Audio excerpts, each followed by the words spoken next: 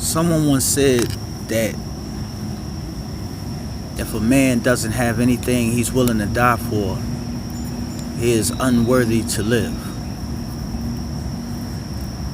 It was a great man that said this. To me, it represents standing on some principles, making your life have some solid thing in what you stand for.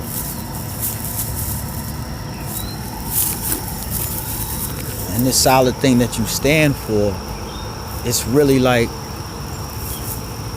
something that defines who you are. It defines who you are.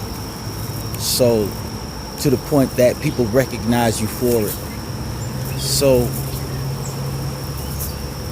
and this is universal. This is for men and women equally. I think the reason why he said it, if a man, is because he was a man and he was probably talking to himself than anything. But this can easily be misinterpreted.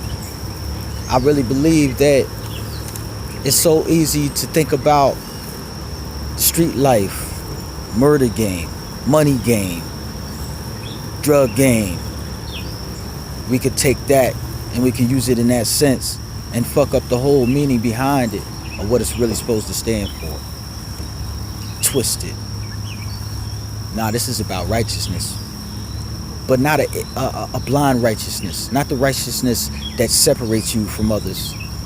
The righteousness that unites you with others, no matter what walk of life they come from, no matter what nationality they are, no matter what sexual choices that they decided to choose. You know what I mean? As you see people as human beings and not as animals or as things to look down upon, objects, objectification. Folks still follow me. So as we think about if a man doesn't have anything they're willing to die for, they're unworthy to live. So then, what are you willing to die for? What principles are you willing to die for? What principles do you stand on? What is so important to you that you're willing to destroy a relationship, friendships, family relationships, friendships that could become romantic? You know, what is so important to you that you're willing to stand on these small principles, these little things that you tell yourself you don't go for, and when someone tries to address them, you say, "Oh, that's just me. That's just who I am." You either take it or leave it. When in actuality, it's not just you. It's just what you chose to do, and it's what you chose to think, and then you chose to do it and think it so long that you can't get away from it. You can't find another way. So you're going to try to convince everybody else that there is no other way, which is a lie. So now you've become a liar. Watch. I think I see a bunny.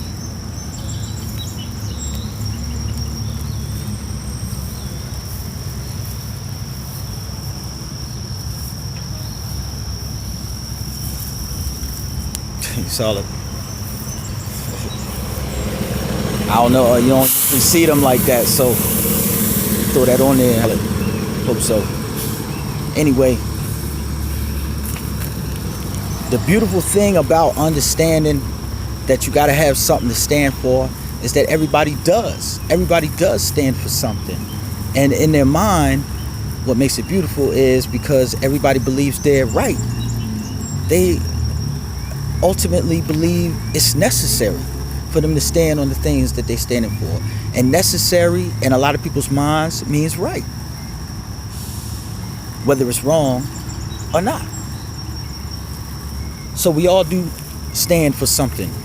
We already understand that. Never let anybody tell you this person doesn't stand for anything. Of course they stand for something. Of course everybody stands for something. Just because your mind, you choose not to, frustrating to figure out what they stand for or stand on, does not negate the fact that they stand for and stand on some principle. whether fabricated, whether real, whether fictional, whether made up, whether distorted, it doesn't matter. You know, they still stand for something. You know? So what's the solution? How do we find the right thing to stand for? How do we escape the negative effects of our own selves, our ignorance and pride? How do we return to normal? How do we escape contempt prior to investigation?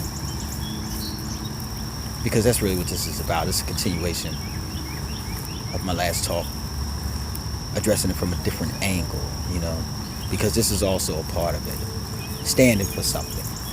Standing for something and standing for the right thing leads to right actions. The type of actions that lead you to be a representative of the things in which you stand for, in a way that people respect you, in a way that people admire you, in a way that people admonish you for the things in which you stand for. Reputation is very important. It's not that you worry about what people think. You never worry about what people think, but you be very concerned because you represent something bigger than yourself. You represent your family. You represent yourself. You represent your race. You represent your culture. You represent your job. You represent the group of friends that you hang with. You represent your children. You represent the human race. You represent your country. You represent your own government. You are a representative of so much, yet you walk around like you're completely separate from everybody else, as if other people in other places are not looking at you and saying, that's who they are. They definitely, they're saying that. Understand, you represent your sex. When people see you walking, they say, look, this is how men are. Look, this is how women are. You represent so much and you disregard so much. Why is this relevant? Because we're going back around to what to stand for. What are the things in which to stand for? What are the things in which to stand for? Not these petty things that we deal with every day, the little things we don't like that's the shit I don't like and all that other type stuff. Those are not the things to stand for. I'm talking about a higher calling. I'm talking about a purpose, something that makes your life worth living, something that has a spiritual connotation connected to it. So easy to look at a person and disrespect everything about them based on some type of petty pretzel logic, in which we have formulated in our mind based on our past experiences in life and the disappointments we had and the frustration and the negativity that we've allowed to overwhelm ourselves. Huh? Who are you fooling? Because you ain't fooling nobody. Wait, first of all, when you come with that, who you trying to convince, me or you? Because you ain't going to convince me. So you must be just talking and thinking out loud, trying to convince yourself over and over again as you keep saying it. Or either you insulting my intelligence. You dig? So find the right thing to stand for. And if you don't know the right thing to stand for, then take your time with it and figure it out. But understand that it has to be something that doesn't cause harm to anybody else. Understand that it has to be something that doesn't cause harm to yourself. Understand that it has to be something that doesn't feel like work. That doesn't feel like work. It should be something that's just natural. I stand for integrity. I stand for manliness. I stand for respect today. Today, this is what I stand for today. I haven't always. And there's always been people trying to cut me down, just like everybody else. Because if you're doing something good, there's going to be people that want to assassinate your character. If you're feeling good about yourself, that's all it takes for someone to be jealous of you and try to break you down. So understand, this is what I want to do.